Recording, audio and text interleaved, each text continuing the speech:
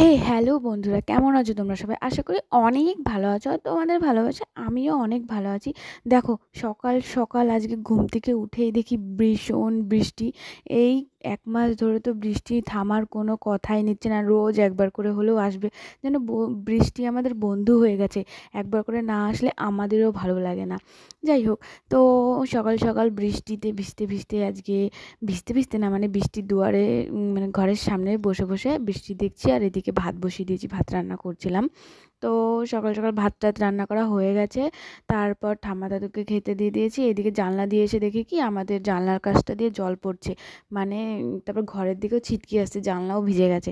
তারপর মাথা বের করে দেখি যে জানলার কাছ দিয়ে ওই একটা কচু পাতার মধ্যে জলটা ছিটকে ঘরের দিকে আসছে, আর কিছু কচুর পাতার মধ্যে জলটা পড়ে। তারপর ওখান থেকে বেরিয়ে এসে একটু রেস্ট নিয়ে একবারে চলে গেছি দুপুরে রান্না করতে। আজকে করবো একটু ডিমের ঝোল আর চিচিঙ্গা ভাজা, আর কিছু না, জাস্ট এইটুখানি। তখনও বৃষ্টি পড়ছে, মানে যতক্ষণ ধরে আমি একটু রান্নাবান্না করেছি সকাল থেকে সমানে বৃষ্টিই পড়ছে। আর যে কি জোরে জোরে বৃষ্টি বলার বাইরে। আর এদিকে আমি রান্নাবান্না করে নিচ্ছি, মানে বৃষ্টি যে কি পেয়েছে ভগবান জানে। আর এই বৃষ্টিতে যে এত মশা হয়েছে, মানে কি বল, মশা শামুক পর্যন্ত দেখি, গোটা জ্যান্ত জ্যান্ত শামুক পর্যন্ত দেখি চলে আসছে। মানে আর কি, জলের যেই পোকামাকড়গুলো হয় ওগুলো বেশি যেন উঠে আসছে ড্যাঙার মধ্যে। এমন একটা অবস্থা দেখে ঘৃণাও লাগে, কি করব। তারপর এদিকে দুপুরে রান্নাবান্না সব সেরে দিচ্ছি। আজকে সকাল থেকে বৃষ্টিতে ভিজে ভিজেই দু একটা কাজ করেছি। আর না হলে কী বা কাজ করবো এই বৃষ্টির মধ্যে, না উঠান ঝাড় দেওয়া, না ঘর ঝাড় দেওয়া। যাই হোক, ঘরটা তো ঝাড় দিয়ে নিয়েছি, কিন্তু উঠান টুঠান তো আর ঝাড় দিতে পারিনি। সকাল থেকে একদম টানা বৃষ্টি, চান করেছি আজকে বৃষ্টিতে ভিজে ভিজে। এখন দুপুরে রান্নাবান্না সব করছি এইদিকে, আবার এদিকে যে টুকটাক যে বাসনগুলো হয় ওগুলোও মেজে নিচ্ছি। আমার আবার খুব অভ্যেস খারাপটা ভালো আমি জানি না, মানে রান্না করতে করতে টুকটাক বাসন টাসনগুলো ধুয়ে ফেলি, গুছিয়ে ফেলি। মানে রান্নাও শেষ আমার, মানে তারপরে যে কাজগুলো থাকে ওগুলোও শেষ হয়ে যায়। আবার এখন গ্যাসে রান্না করলে বেশি হয় আর কি, উনুনে রান্না করলে অতটা হয় না। তো এইদিকে দেখতেই পাচ্ছ বাইরে প্রচণ্ড বৃষ্টি পড়ছে, আর আমি রান্নাঘরে দুয়ারে বসে বসে মানে এই বাসনগুলো মেজে নিচ্ছি। বাইরে গেলেই ভিজে যাব। সকাল সকাল তো চান করা হয়ে গেছে, বাইরে গেলেই ভিজে যাবো, এর জন্য রান্না করছি আর এগুলো ধুয়ে নিচ্ছি।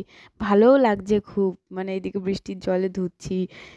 এই মাসটা না মনে হচ্ছে কি একটু বেশি গরম পড়ছে, আবার বৃষ্টিও হচ্ছে, মানে এই মাসটা পুরোটাই বৃষ্টি হচ্ছে। অনেক আগে থেকেই যেন বৃষ্টিটা হয়ে যাচ্ছে, মানে একটু বেশি বৃষ্টি হচ্ছে।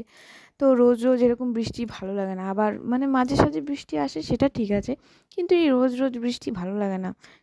যেমন সকাল থেকে একদম বৃষ্টি, তেমন আমি বৃষ্টিতে ভিজেও যাচ্ছি। সেই যে সকালবেলা বৃষ্টিতে চান করেছি, তারপরেও যেন আমি বৃষ্টিতে ভিজেছি।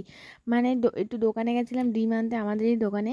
তো ওইটুখানি যেতে যেতেও আমি ভিজে গেছি, ছাতা নিয়ে গেছি তাও ভিজে গেছি। দেখো আমার মাথার চুল টুল সবই ভিজা, গাও ভিজা। তো সেই নিয়েই আমি কাজ করছিলাম।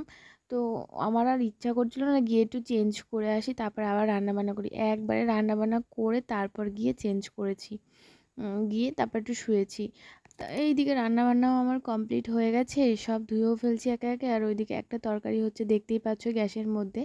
আর আমি ঘরটা একটু ঝাড় দেওয়া বাকি ছিল, আমি যে তাহলে ঝাড় দিয়ে নিই, আমার রান্নাটাও কমপ্লিট হয়ে যাবে, আর এদিকে আমার সব কাজটাও কমপ্লিট হয়ে যাবে। তো ঘরটা ঝাড় দিয়ে আমি না খেতে বসে পড়েছি, আমার খুব খিদে পেয়েছিলাম মানে রান্নাটা কমপ্লিট করে। তো আমি খেয়ে ফেলেছি। ঠাম্মা দাদু তখন আর খায়নি, ওরা একটু দেরি করেই খেয়েছে। আর এদিকে আমার ডিমের ঝোল হয়েও গেছে, আমি ভাত নিয়ে বসে পড়েছি, আমি খাচ্ছি। তো টাটা, বাই বাই, নেক্সট ব্লগে